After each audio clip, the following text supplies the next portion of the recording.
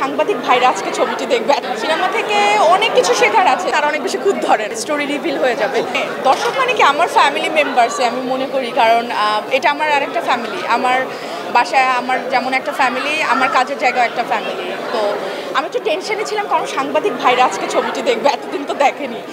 তো এটা একটু টেনশানই ছিল, কারণ আমার মনে হয় যে যেমন দর্শকরা অনেক বেশি ছবি দেখেন, তেমন জার্নালিস্টরা অনেক বেশি ছবি দেখেন। সো যারা অনেক বেশি ছবি দেখেন তারা অনেক বেশি খুদ ধরেন। তো যাই হোক, আমি ছবি দেখা শেষ করার পরে আমার মনে হলো যে না, সবাই খুব মানে আনন্দ পেয়েছেন ছবিটা দেখে, সবার খুব ভালো লেগেছে ছবিটা, সবাই পজিটিভলি অনেক কথা বলছেন। তো আলহামদুলিল্লাহ, সিনেমা থেকে অনেক কিছু শেখার আছে। মানে ছবি দেখেই তো অনেক কিছু শেখার আছে। আর ছবিতে যখন কাজ করেছি তখন টিমদের কাছ থেকে অনেক কিছু শিখেছি, বিশেষ করে শিয়াব ভাইয়ের কাছ থেকে অনেক কিছু শিখেছি।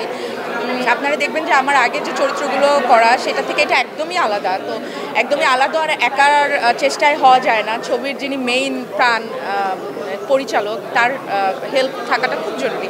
তো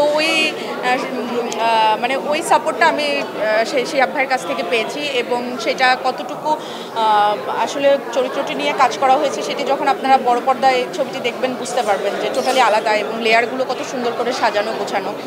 তো সব কিছু মিলে থ্যাঙ্কস টু শিয়াব ভাই, thanks to my all audience, আমার ফ্যামিলি মেম্বার, আমার colleague, all journalist, and of course thanks to god. যেহেতু এখনও দর্শক দেখছে, তো আমার ক্যারেক্টার নিয়ে আলোচনা না করলে আসলে কী কী ডিফিকাল্টিস ছিল ওটা তো বলা যায় না, ওটা নিয়ে তো এখন কথা বলতে পারছি না। কারণ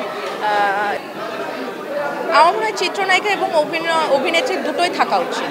শুধুমাত্র আমি একজন ভালো অভিনেত্রী সেটা যেমন জরুরি, সেটার সাথে যেহেতু আমাদের বড় পর্দার রূপালী জগৎ, রঙিন দুনিয়া, সেখানে চিত্রনায়িকাটারও একটা কম্বিনেশন থাকা খুব জরুরি আমার মনে হয়। তবে অভিনয়টা দক্ষতা বেশি থাকা উচিত।